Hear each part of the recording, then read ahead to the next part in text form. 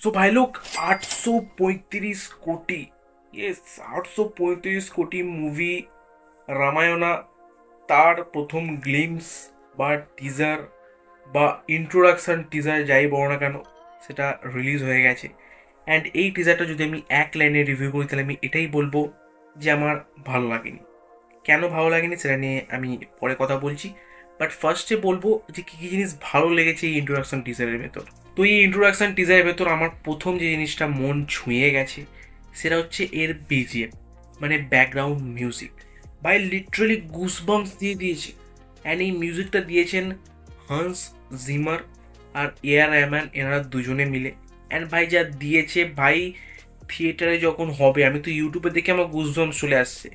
থিয়েটারে যখন এই বিজিএমটা বাজবে ভাই লিটারালি লোকে পাগল হয়ে যায়। ইয়েস, এতটা কড়াক লেভেলের বিজিএম ছিল। আর তারপর আমি কথা বলবো এর ভিজুয়ালস। ইয়েস, এই যে স্পেশাল ইফেক্টসগুলো ছিল, ওই রণবীর কাপুরের যে অ্যানিমেটেড ভার্সনটা বা রকিং স্টার ইয়াসের যে অ্যানিমেটেড ভার্সনটা, সেটা থেকে স্পষ্ট বোঝা যাচ্ছে ভাই 835 কোটি কোথায় খরচ করা হয়েছে, এই বড় বাজেটটা কোথায় লুজ করা হয়েছে। ভাই কড়াক লেভেলের ভিজুয়ালস ছিল।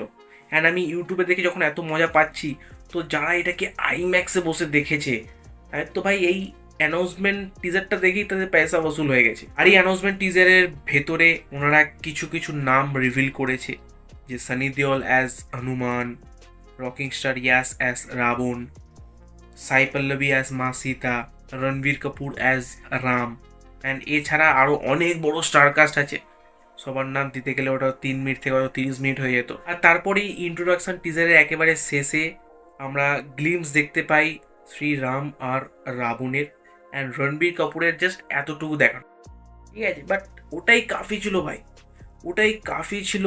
অ্যান্ড রণবীর কাপুর যে নিজের লাইফে সব থেকে বড় মুভি ডেলিভার করতে চলেছেন, এটা হয়তো উনি নিজেও গেস করতে পারবেন। আর তার পাশাপাশি সেম জিনিসটা হয় রকিং স্টার ইয়াসের সাথেও। জাস্ট শুধুমাত্র চোখের এই পোর্শনটা দেখিয়েছে, অ্যান্ড ওটাই যথেষ্ট ছিল, ওটাই ইনাফ ছিল হাইপ জেনারেট করার জন্য। ইয়েস, বাট হাইপের কথা যখন উঠলই, তখন এই সবের পিছনে যে মাস্টার মাইন্ড নিতেশ তিওয়ারি, ওনাকে একটা হ্যাটস অফ জানাতেই হবে। ইয়েস, কারণ উনি হচ্ছেন অ্যাকচুয়াল এই মুভির জন্য গেম চেঞ্জার। উনি জানেন কাকে কোন টাইমে রিভিল করলে হাইপ একেবারে তুঙ্গে চলে যাবে। অ্যান্ড ওনার ওপর পাবলিকের, আমাদের সবার ভরসা আছেন যে উনি ওম রাউতের মতো ওই সেম ভুলটা আর করবেন না। আর উনি যে ওম রাউতের মতো সেম ভুলটা করেনি, তার সব থেকে বড় এক্সাম্পল তো আজকেই রিলিজ হয়ে গেছে। ইয়েস, এক কথায় ইন্ট্রোডাকশন টিজারটা বাওয়ার লেভেলের লেগেছে আমার। আর আমি এর আগেই বলছিলাম যে আমার খারাপ লেগেছে, বাট আমার কিছু জিনিস খারাপ লেগেছে যেটা নিয়ে আমি এবার বলবো। তো ফার্স্ট জিনিস হচ্ছে যে আমি একটু বেশি এক্সপেকটেশন রেখেছিলাম।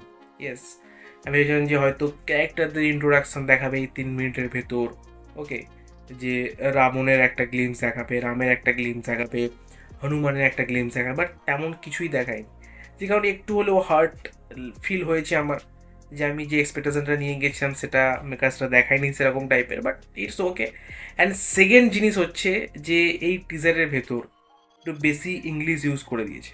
ইয়েস, আমি জানি আমি ইংলিশ বুঝতে পারি, বাট আসল কথা হচ্ছে যেহেতু এটা আমাদের দেশের ইমোশন, একটা ইমোর্টাল গল্প, তো ওটা হিন্দিতেও দেখাতে পারতো, ওকে। বাট যাই হোক, ইংলিশে দেখিয়েছে, ইটস ওকে, কারণ দেশি গল্প আর তার ভেতর বিদেশি টাচ, ওকে। কারণ এটা এই টিজারটা দেখে লিটারেলি হলিউডের ফিলই আসছে, ওকে। বাকি তোমার কেমন লাগলো এই রামায়ণের ইন্ট্রোডাকশন টিজারটা, তুমি অফকোর্স কমেন্ট করে জানাতে পারো। আর তুমি এই মুভিটার জন্য কতটা এক্সাইটেড তুমি অফকোর্স এটাও কমেন্ট করে জানাতে পারো। বাকি আমি কথা বলেছি একটা থ্রিলিং মুভি নিয়ে, ওকে। তো তুমি যাও গিয়ে আমার সেই মুভিটার রিভিউটা গিয়ে চেক আউট করতে পারো। তোমার সাথে দেখা হবে আবার ঠিক সেই ভিডিওতে। So by.